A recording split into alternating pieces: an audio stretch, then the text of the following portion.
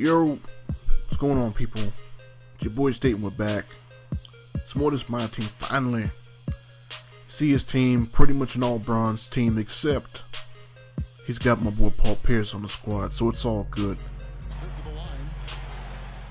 But I don't know, this is one of them games, man. I kind of felt like a jerk heading into it. You know, my team is stacked. Like, you know, it's not a whole lot of gold on my team. I only have Kyrie and Joakim Noah who are gold. The rest of my team is either Sapphire, Courtney Lee, Jeff Green, or silver. You know, I got Otis Thorpe in the starting lineup. You know how much I like Otis Thorpe.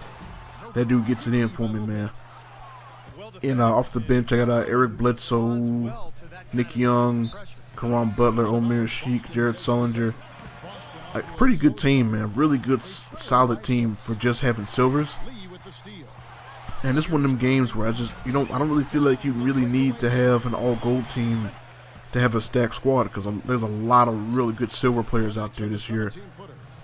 So you don't even really need to have an all-gold team, even though, you know, a all-gold team would probably be a little bit better. Don't really feel like you need it that much this year. Just pretty much the way that I got my team set up. Jeff Green is going to be my go-to guy. He's going to be the guy taking all my shots. Well, not all my shots, but I'm pretty much going to be looking for him to get the ball. Looking for him to get these shots. See a little freeze frame action. Otis Thorpe hits that long hook shot. And this is definitely one of the benefits, one of the things that I don't miss about having an all-bronze team. It's just having a team that's just able to get on the glass. A team that's just active, keeps plays alive. Otis Thorpe got about 3 offensive rebounds on that one possession, and the save ends up with Jeff Green knocking down that mid-range. I had a possession like that earlier with Joakim Noah, who did the same thing. And I'm liking this team, man. I think this team is really solid. You know, I'm gonna keep mixing and matching my lineups. Eventually, eventually I'm gonna take some players out, put some new guys in. Just because, you know, I have a lot of players in my reserves that I actually do want to use. A lot of different lineups I want to try. And I think, you know, the best time to do it is now, while people are still learning. Teams aren't as stacked as they're going to be like a month from now. And this animation right here, that dude he got that animation like four or 5 times in just the first quarter alone. And I mean, I honestly don't know why that animation is so, you know, pops up so often in the game. I know why it's in the game.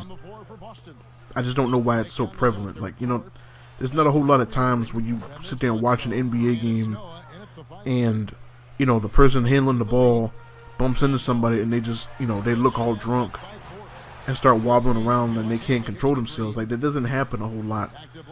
I know why it's in the game, because, you know, they don't want you just dribbling through people anymore. But I mean, that doesn't happen a whole lot in the NBA. And I mean, I don't know. I really don't know how I feel about that. It just overall in general, like, I really don't. I mean, I enjoy the game. Excuse me, sir. It's Jeff Green. I enjoy the game, but there's just a lot of things about this game that I just do not like. Think that need to be fixed. And I have a video about that coming later. I'll go and have a couple clips recorded. Go ahead. And I'll put together a video eventually. Not right now, though. Where I'll kind of get more into detail about some of the things that I really just don't like about this game. But back to the gameplay. I mean, my team is like 3, 4, 5 times better than him. And he was keeping the game pretty close, man. I think it was because I was settling for, like, excuse me. Oh!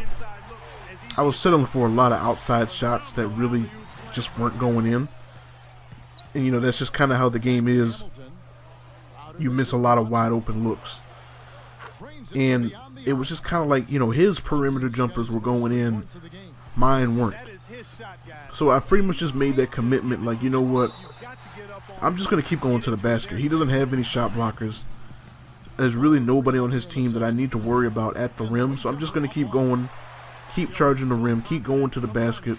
See my boy Jeff Green having a good game. Otis running the floor. And that was just pretty much the game plan, man. Like, you know, don't let him stay in the game just because I'm missing perimeter shots. Just keep going to the rim, keep going to the basket, force the issue, make him have to stop me as opposed to letting him off the hook. And it seemed to work out for me. It worked out pretty good. You know, I think that's kind of the strength of my team between Kyrie and Jeff Green and Caron Butler coming off the bench, Eric Bledsoe. You know, they can get to the basket, they can finish at the basket. You know, hopefully I get the calls, but you know, if I don't, I do have players who somewhat can finish through contact. And just like that, he's had enough. So, first game in the 8th seed, first win, I'll take it. Got another one coming soon. Peace.